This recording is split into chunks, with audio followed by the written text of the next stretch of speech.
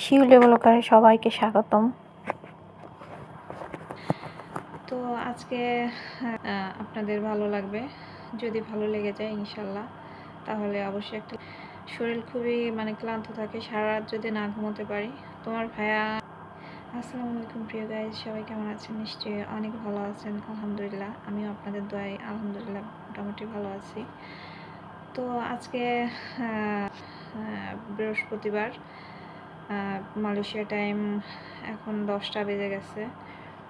তো বন্ধুরা, আসলে কিছু কথা বলবো। আর গতকালকে যে রেসিপিটা করেছি, সেই রেসিপিটা আপনাদের সাথে আজকে শেয়ার করব। দেখবেন, আশা রাখি আপনাদের ভালো লাগবে। যদি ভালো লেগে যায় ইনশাল্লাহ, তাহলে অবশ্যই একটা লাইক দিয়ে আমার চ্যানেলের পাশে থাকবেন, পুরো ভিডিওটা কন্টিনিউ করবেন। আর যারা আমার পুরনো বন্ধু, তাদের জন্য অনেক ভালোবাসা। আর যারা নতুন বন্ধু আমার ভিডিওটা দেখবেন, তারা অবশ্যই সাবস্ক্রাইব করে আমার চ্যানেলের পাশে থাকবেন। তো বন্ধুরা, যে কথাগুলো বলার জন্য আজকে তোমাদের মাঝে আমি ক্যামেরার সামনে এসেছি, আসলে বন্ধুরা, সারাদিন আমি ঘুমোই, আমি টাইম মতো ভিডিও ছাড়তে পারি না। ভাবছো কেন ঘুমোই? শরীর খুবই ক্লান্ত থাকে, সারা রাত যদি না ঘুমোতে পারি। তোমার ভাইয়া যাই হচ্ছে আমাদের বাংলাদেশ টাইম 2টোর দিকে কাজে, দিনে। আর রাত 2টো বা রাত, ওর কোনো ঠিক নেই, এমন আছে 2টোর পরে বা 2টোর আগে আসে। মালয়েশিয়া টাইম দুপুর দুপুর না, বিকাল 4টা, আর আসি ওরকম 4টা বা 6টাও কোনো দিন বেজে যায়। তো যখন রাতে থাকে না, তখন বন্ধুরা আমার ঘুম আসে না। আমি ওই রাত জেগে দেখা গেল তোমাদের ভিডিওগুলো দেখতে থাকি। অনেক চেষ্টা করি যে ঘুমোই ঘুমোই, কিন্তু ঘুম আসে না। একা থাকতে থাকতে আমার ঘুমটা আসে না। তো ভিডিওটা তোমরা যারা এই পর্যন্ত দেখছো, অবশ্যই একটা লাইক দিয়ে দাও। আর যারা দিয়েছো তাদের ধন্যবাদ। আসলে বন্ধুরা, রাতে যদি না ঘুমোতে পারি, তো কিভাবে বলো কি করব? এই যে দেখো, রাতে ঘুমায় না বলতে ঘুম আসে না। দেখো, যখন তোমার ভাইয়া রাতে আসে, কোনো দিন সকাল ভোরও হয়ে যায়, তারপরে তোমার কোনো দিন আগেও আসে। যতই আসুক, একটা টাইম আছে ঘুমানোর, সেই টাইমটা যদি না ঘুমানো যায় বন্ধুরা, তখন তোমরা আমার চোখ মুখ দেখে বুঝতে পারতে, কিন্তু দেখবে যে অনেক হাজার তুমি চেষ্টা করলেও ঘুম আসবে। তো সেরকমই আমার সাথে হচ্ছে। ও যতক্ষণ না আসে রুমে, আমার তো ঘুম তো আসেই না। আর ও আসার পরে যখন ফ্রেশ ট্রেশ হয়, একসাথে খাওয়া দাওয়া করি, ও একটু ফোন টোন খবর দেখা ওর পছন্দ, খবর দেখতে থাকে ফোনে। তো এ করতে করতে দেখা গেলো যে ঘুমই আসে না বন্ধুরা। রাতে যখন না ঘুম আসে, এপাশ ওপাশ ছটফট ছটফট করি, ঘুমানোর অনেক চেষ্টা করি, ঘুম আসে না। সে সকালে যে ভোরের দিকে হয়তো একটু ঘুম আসে, আবার ঘুম আসে না। এইভাবে করে আমার সময় পার হয়। তো তারপরে ও দুপুরের আগ পর্যন্ত ঘুমোই।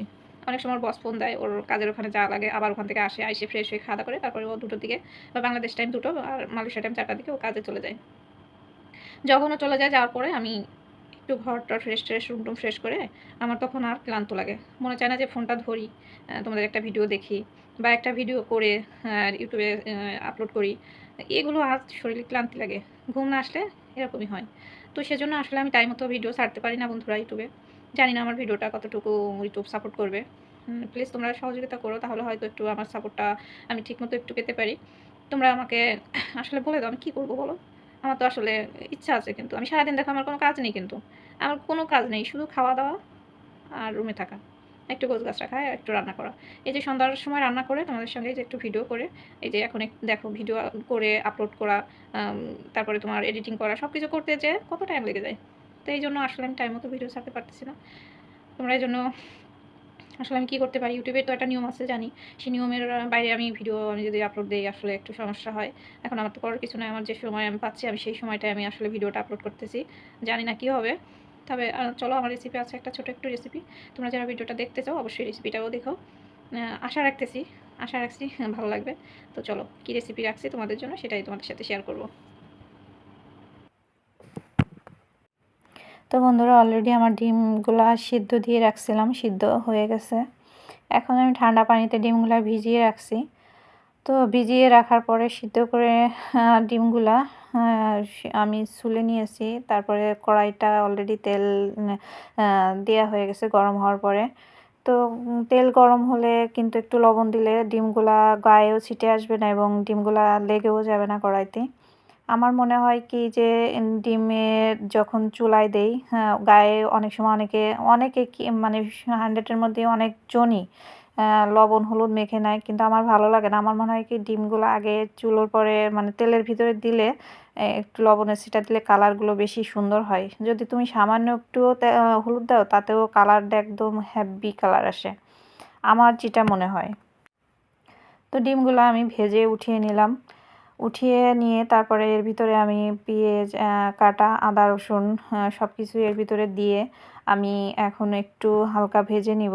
এর ভিতরে আমি লবণ দিয়ে দিব, মানে এর ভিতরে সব রকমের মশলাও দিয়ে দেব। কারণ আমার যেহেতু ইস্টার নেই, তাই আমি একবারে মশলা দিয়ে তারপরে তোমাদের সাথে আবারও ফিরে আসলাম। তো সব কিছু মশলা দেওয়ার পরে এখন আমি কি মশলা দিলাম সেটাই তোমাদের সাথে শেয়ার করব। এখানে ধনিয়ার গুঁড়া দিয়েছি 1/2 চামচ, এটা ধনিয়ার গুঁড়া। এইখানে আছে গোমরির গুঁড়া, আমাদের দেশে বলে। এখানে গোমরিও হালকা আমি অল্প মানে 1/2 চামচের একটু কম দিয়েছি। আমার এখানে জিরা আছে, জিরার গুঁড়া 1/2 চামচ দিয়েছি। এখানে আছে তোমার গরম মশলার গুঁড়া, গরম মশলার গুঁড়াও আমি 1/2 চামচ দিয়েছি। এখানে হলুদের গুঁড়া আছে, হলুদের গুঁড়া 1/2 চামচের থেকে একটু মানে বেশি দিছি। তো আমার সব মশলা মিক্সড করে এর ভিতরে লবণও আমি পরিমাণ মতো দিয়ে দিছি। লবণ যে যেরকম খাও, আমার মনে হয় মশলা এক একজনের রুচি এক এক রকমের। তো যার যেরকমের মন চায় সে সেভাবে রুচিসম্মত দেবে। আমার আমার যেটুকু ভালো লাগেছে আমি মানে আমার মনে হয়েছে আমি এতটুকু দিলে আমার পরিমাণ ঠিক হবে। এক একজনের পরিমাণ দেওয়ার এক এক রকমের। তো আমি একটা টমেটো কেটে রাখছিলাম, তো আমি টমেটোটাও দিয়ে দিলাম এর ভিতরে। দিয়ে আমি টমেটোটা একটু কষিয়ে নিব। যেহেতু আমি মশলার পরিমাণটা কম দিছি, এজন্য আমি মানে একটু ঝোল ঝোল রাখবো। মশলার পরিমাণ কম দেওয়ার কারণ আছে, কারণ অনেক মশলা দিলে একদম গাঢ় গাঢ় হয়ে যায়। আমার মনে হয় একটু পাতলা ঝোল খেতে আমার বেশি ভালো লাগবে, সেজন্যই আসলে একটু মশলার পরিমাণটা আমি কম দিয়েছি। তো এখন আমি মানে টমেটো আমার কষানো শেষ। আমি গরম পানি আছে, ওই গরম পানিটা দিয়ে আমি আরেকটু সুন্দর করে কষিয়ে নেব। এখন ডিমটা আমার দিয়ে দেবো এর ভিতরে, যেহেতু বলক উঠে গেছে। আর খুব সহজে আমার ডিম রান্নার রেসিপি, একদম সিম্পলিভাবে রান্না করেছি। যারা সহজভাবে রান্না করতে চাও তারা ট্রাই করতে পারো, হয়তো তাদের কাজেও আসতে পারে। যারা আমার ভিডিওটা দেখছো অবশ্যই একটা লাইক দিয়ে দিও এ পর্যন্ত যারা দেখলে। তো আমার ফাইনালি আমার ডিম ভুনাটা কমপ্লিট। আমি এতটুকু ঝোল রাখবো, যেহেতু শুধু এক প্রকার ডিম রান্না করতেছি।